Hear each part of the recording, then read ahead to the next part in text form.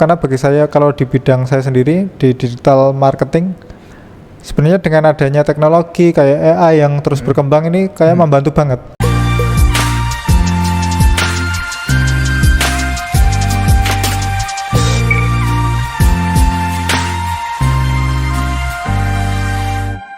Halo semuanya, kembali lagi bersama saya Anggi Dewan di podcast Asada Group. Untuk podcast kali ini saya akan membahas tentang pemasaran digital. Nah, untuk pembahasan kali ini saya bersama dengan digital marketer di Asada Group. Terima kasih Mas Jauhar sudah datang di podcast Asada Group. Gimana kabarnya Mas? Oke, alhamdulillah baik Mas Anggi. Gimana kabarnya juga sehat? Alhamdulillah sehat juga Mas. Oke, ada apa ini? Ada apa? Nah, ini kan pertemuan kita beberapa di podcast ini ya. Iya. Oke, dan untuk kali ini saya ini mau membahas digital marketing Mas Jauhar. Oke, atau boleh. pemasaran digital gitu. Nah, sampean kan juga di bagian digital marketing ya di sini ya. Iya. Kira-kira Mas, dari tahun 2023 sama 2024 ini perbedaannya gimana Mas ya? Dalam proses pemasarannya ataupun proses di pemasaran atau gimana gitu.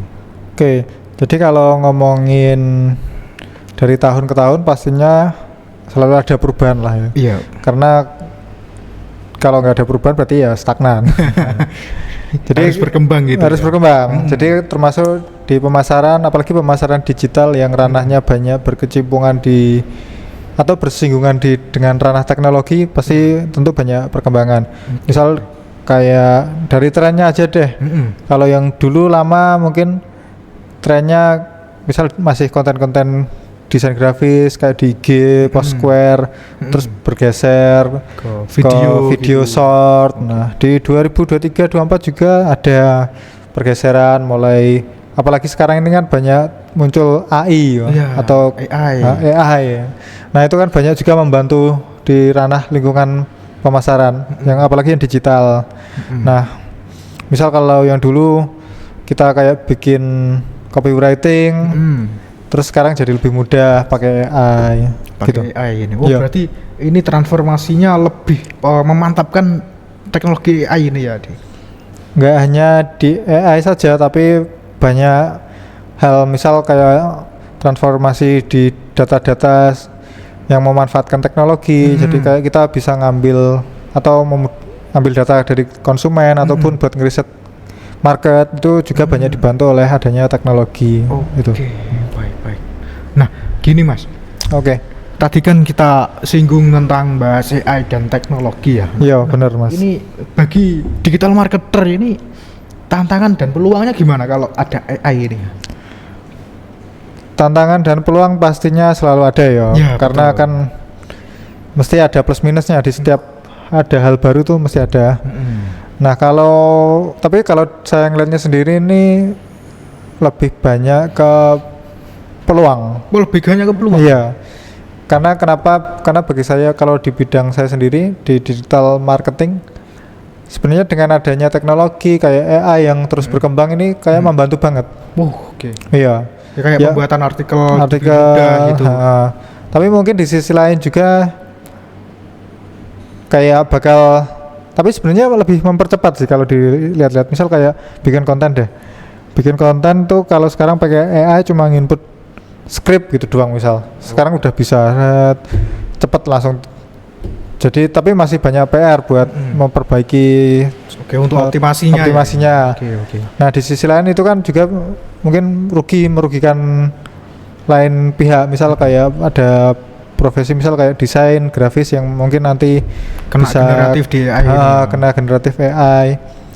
Tapi kalau bagi digital marketing sebenarnya itu cukup membantu banget, makanya bisa dibilang peluang kan. Bisa dibilang peluang sama tantangan yang tadi. Iya.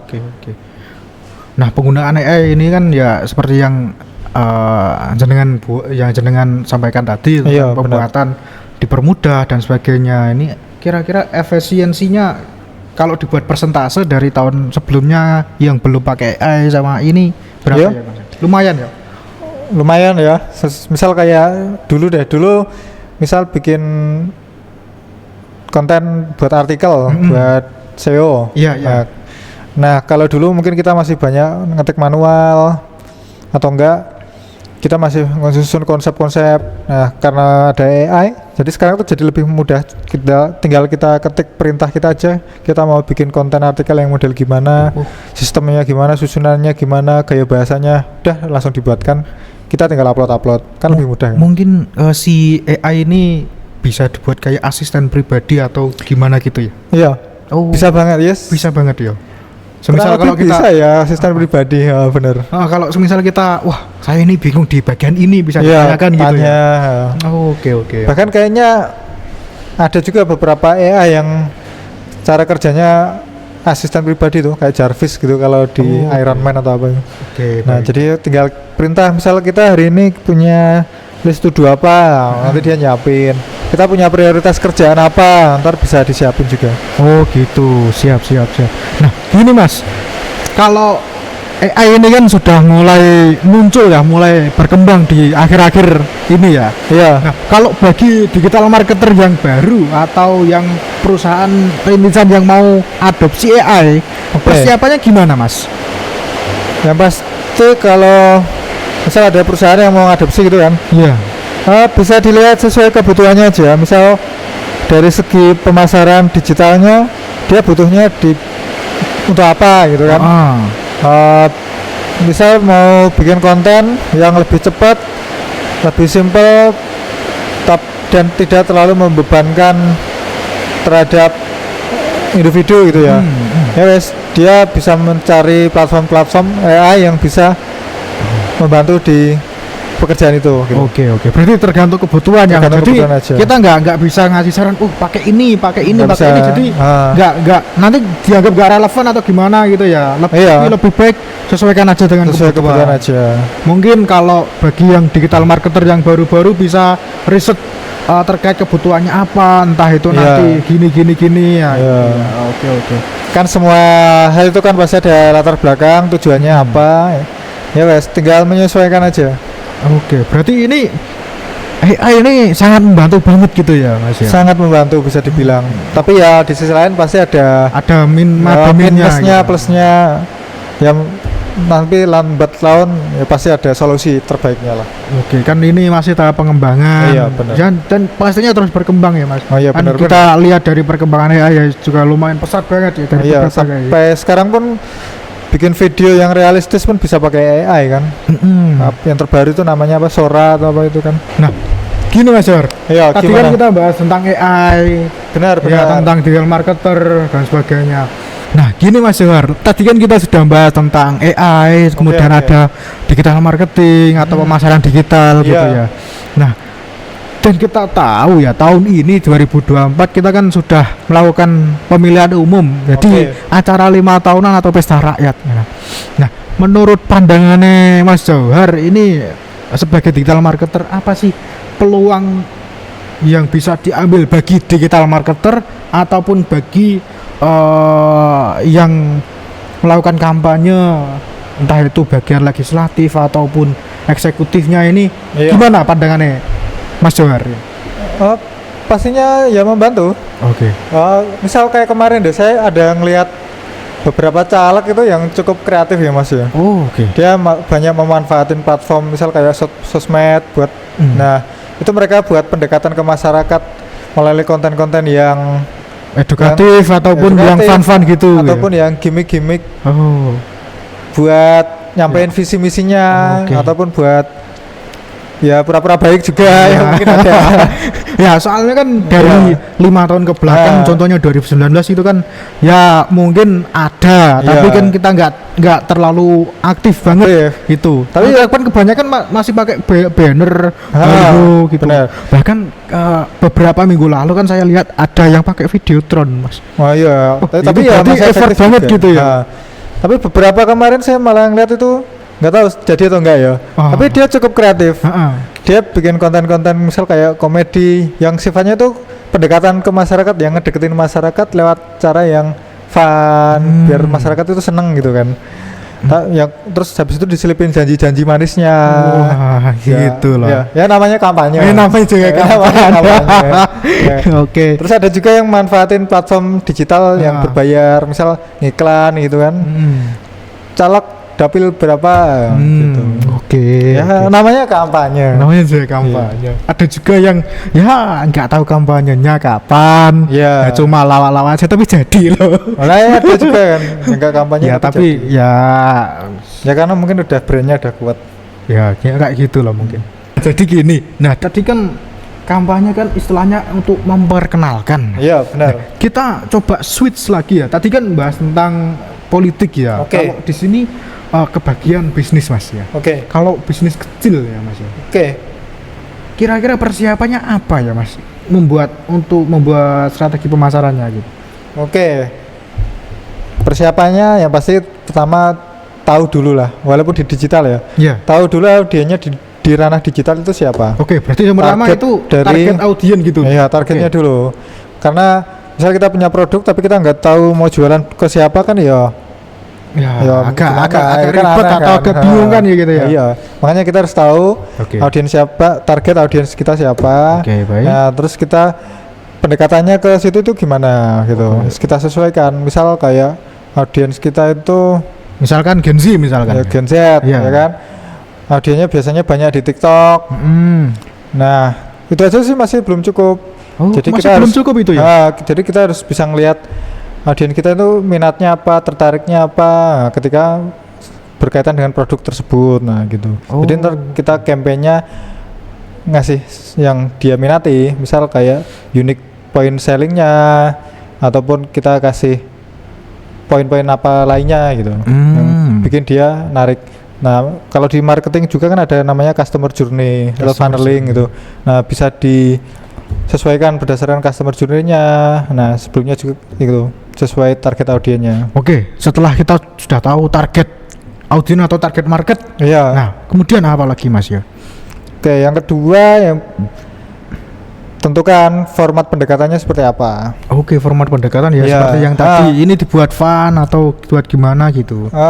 Lebih ke ini, misal kayak target kita tadi Gen Z ya. Ya, misalkan Gen Z. Gen Z itu banyak bermain di ranah digitalnya di mana, misal Oke. kayak di TikTok atau Instagram atau Facebook. Ya kita tentukan kita mau kemana, misal ke TikTok. Ya. Terus yaudah kita bisa pendekatan lewat konten-konten di TikTok. Oh. Nah gitu, konten-konten yang menarik, yang bisa viral, tapi tetap sesuai target audiens. Oke, tadi kan target berdasarkan usia gitu. Iya. Kalau semisal regional ini lebih dipersempit atau gimana Mas? Semisal tadi kan Iya. Gen Z mungkin bahkan sampai seluruh Indonesia. Iya. Ataupun wah ini khusus kota ini aja tapi semua Oke. umur. Ini lebih baik mana dari dua pilihan tadi Mas? Ya tergantung dia mau jualannya kemana. Oh tapi berarti ini tergantung lagi sesuai kebutuhan gitu ya. Iya, semuanya harus terkonsep, ada guideline-nya lah ibaratnya. Oke.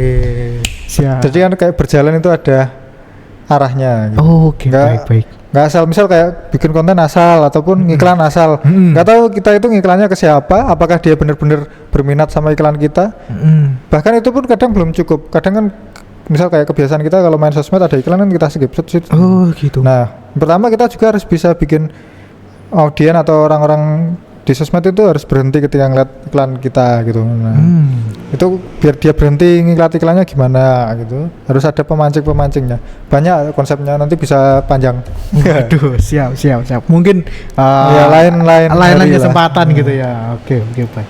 Nah, kalau gini Mas, tadi kan kita sudah bahas tentang persiapan, Iya. mulai dari pengenalan targetnya, kemudian cara pendekatannya bagaimana.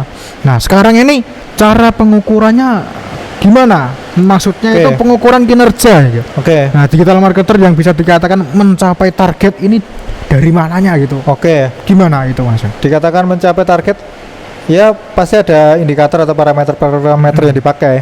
Ya seperti kalau kita kerja itu kan ada KPI-nya juga. Iya. Nah, di digital marketing juga gitu.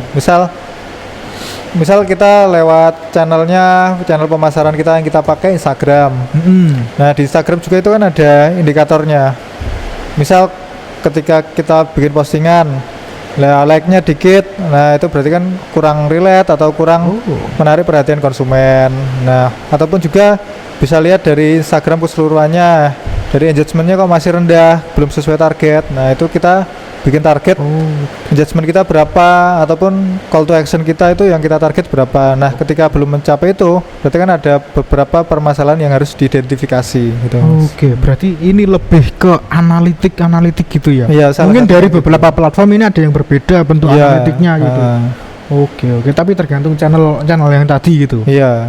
Oke. Ya, parameter pasti ada kayak ya seperti kita bekerja itu kan ada KPI-nya.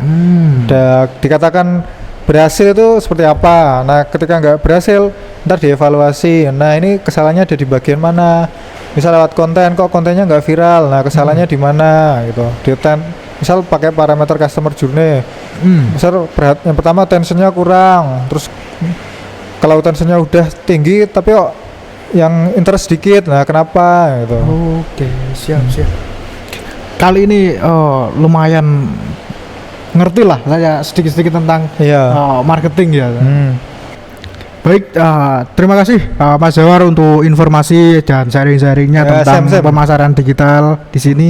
Semoga ilmu yang diberikan ini dapat bermanfaat dan barokah untuk kita semuanya. Amin. Bagi teman-teman jangan lupa like, komen dan subscribe di YouTube-nya Asada Group. Sekian dari saya, terima kasih.